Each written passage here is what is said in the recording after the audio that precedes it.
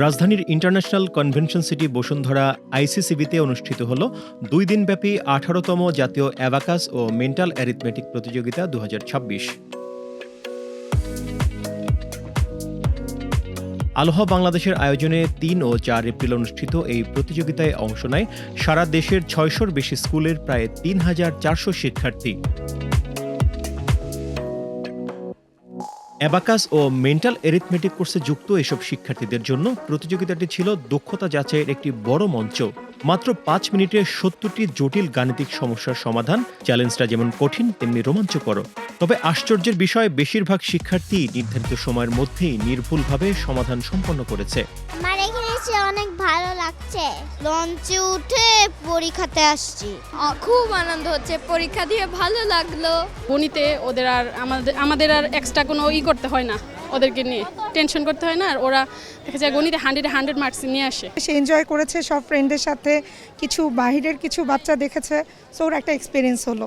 ম্যাথের যে ভীতি, এই ভীতিটা হচ্ছে অনেকাংশে আমি মনে করি যে হচ্ছে দূর করবে, এবং এই ম্যাথের যে হচ্ছে ভিত্তিটা, এই ভিত্তিটাও হচ্ছে অনেকাংশ হচ্ছে স্ট্রং করবে।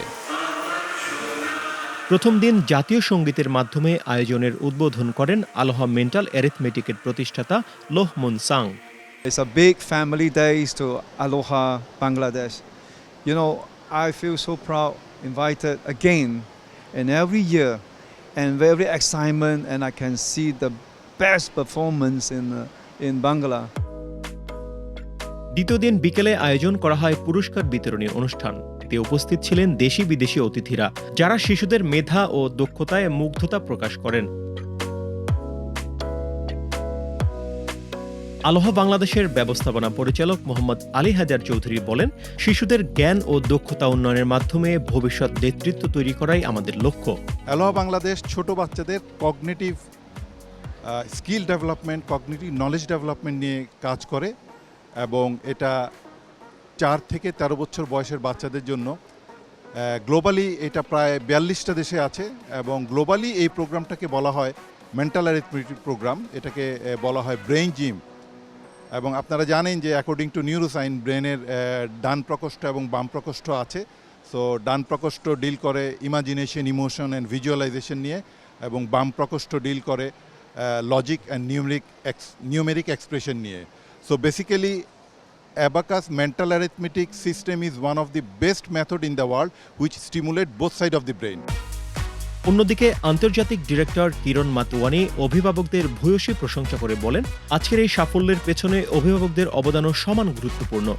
Bangladesh is a very important country because they have really grown so well in 2 decades. So they are so dedicated. Our Bangladeshi partners are very dedicated and very much into education since last 2 decades, nurturing children and helping them with the brain development. অনুষ্ঠানে সাংস্কৃতিক পরিবেশনা, সম্মাননা প্রদান এবং graduated শিক্ষকদের সনদ বিতরণ করা হয়। প্রতিযোগিতার গ্র্যান্ড চ্যাম্পিয়ন, প্রথম, দ্বিতীয় ও তৃতীয় রানার আপ সহ 5টি ক্যাটাগরিতে মোট 345 জনকে পুরস্কার প্রদান করা হয়।